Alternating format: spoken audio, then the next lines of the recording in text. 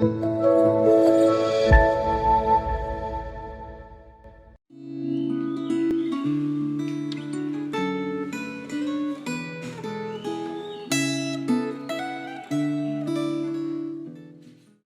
pagi, Bapak, Ibu, dan Saudara sekalian.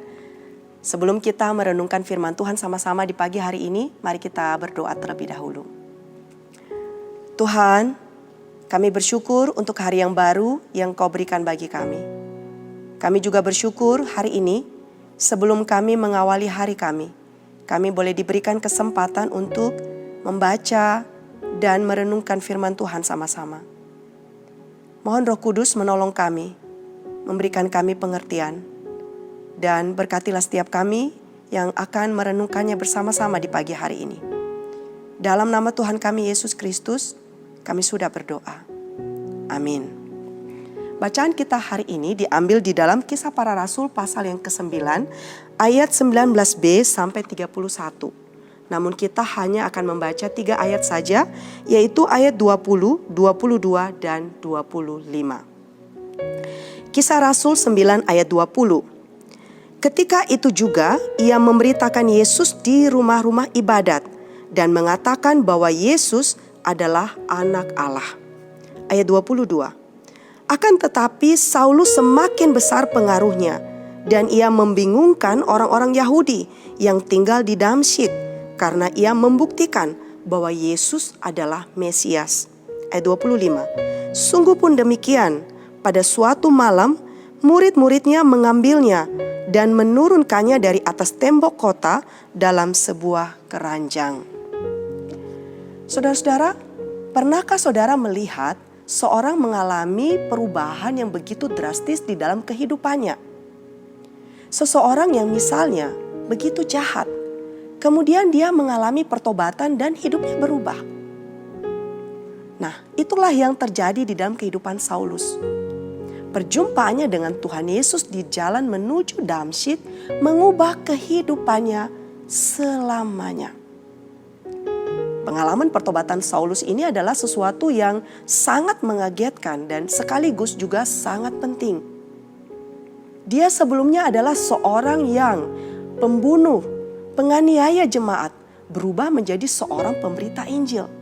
Seorang yang sebelumnya mengejar-ngejar pengikut Kristus, sekarang menjadi yang dikejar-kejar dan hendak dibunuh karena pemberitaannya.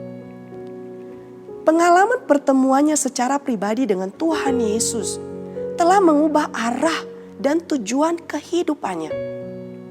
Bukan hanya dia berbalik dari perbuatan jahat, tetapi juga berbalik ke arah yang baru.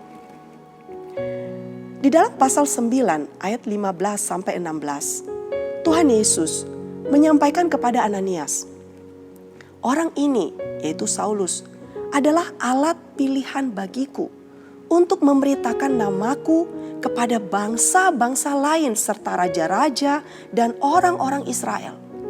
Aku sendiri akan menunjukkan kepadanya betapa banyak penderitaan yang harus ia tanggung oleh karena namaku. Nah saudara, di sepanjang sejarah kekristenan, perubahan kehidupan Saulus ini adalah salah satu contoh terbaik dari apa itu pertobatan. Pertobatan yang melibatkan komitmen total, matinya manusia lama dan terbitnya manusia baru.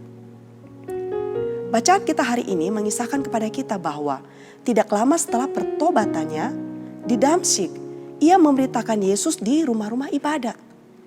Yang ia beritakan adalah bahwa Yesus itu adalah anak Allah. Dan ia membuktikan dari kitab suci bahwa Yesus itu adalah Mesias. Ayat 20 dan 22. Nah, pernahkah saudara mengalami pengalaman seperti ini? Ketika pertama kali mengenal Yesus. Mengalami sesuatu yang indah. Yang rasanya ingin sekali menceritakan tentang Tuhan yang baru dikenal itu kepada orang lain. Menceritakan bagaimana dia begitu baik, begitu mengasihi kita.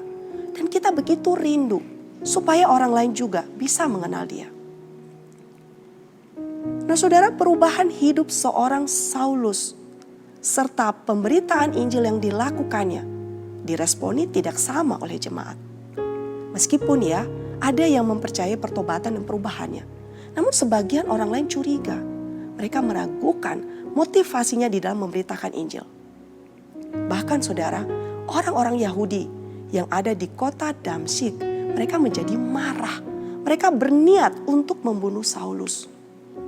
Nah, ketika dia di Yerusalem, para pengikut Kristus mencurigai karena mereka mengenal masa lalunya sebagai penganiaya para pengikut Kristus. Tapi saudara, puji Tuhan.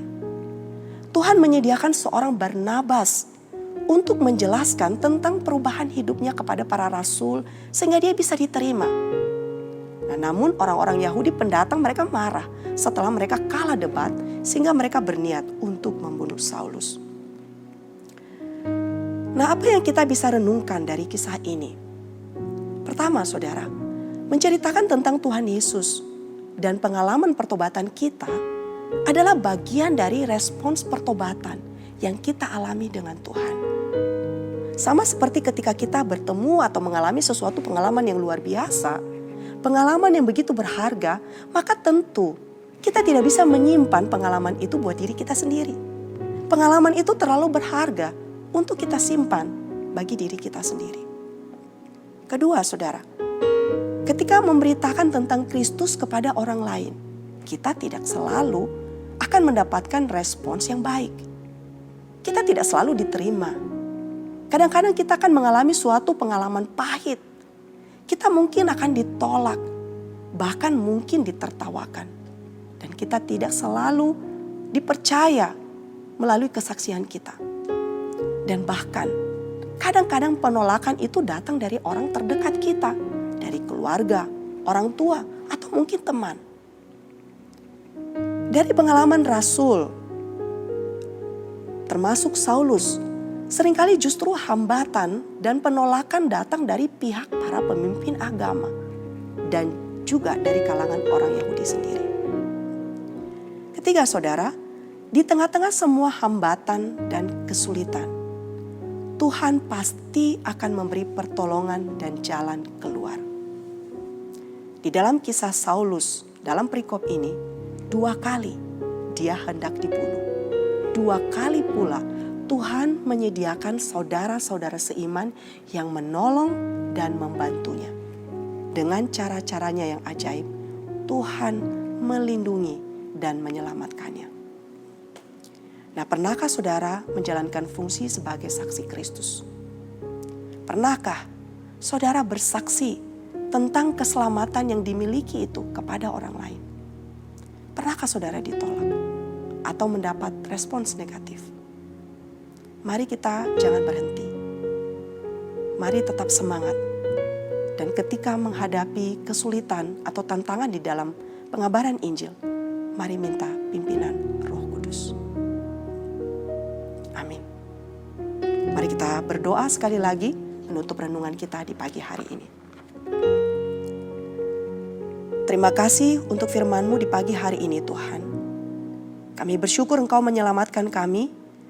Dan kami berdoa, kami mohon supaya Tuhan memberikan kami keberanian untuk menjadi saksi bagi orang-orang yang ada di sekitar kami. Bukan hanya melalui perkataan kami, tapi juga melalui kehidupan kami. Ketika kami menghadapi kesulitan, tolong kami tidak menjadi mundur dan putus asa. Tapi biar karya Roh Kudus bekerja, menolong dan memampukan kami, sehingga dalam kehidupan kami dalam dunia ini, kami bisa menjadi saksi yang Engkau pakai Tuhan, untuk memberitakan tentang Engkau kepada orang-orang di sekeliling kami. Terima kasih untuk firman-Mu di pagi hari ini. Dalam nama Tuhan kami Yesus Kristus, kami sudah berdoa. Amin. Selamat menjalani hari ini, Tuhan memberkati setiap kita.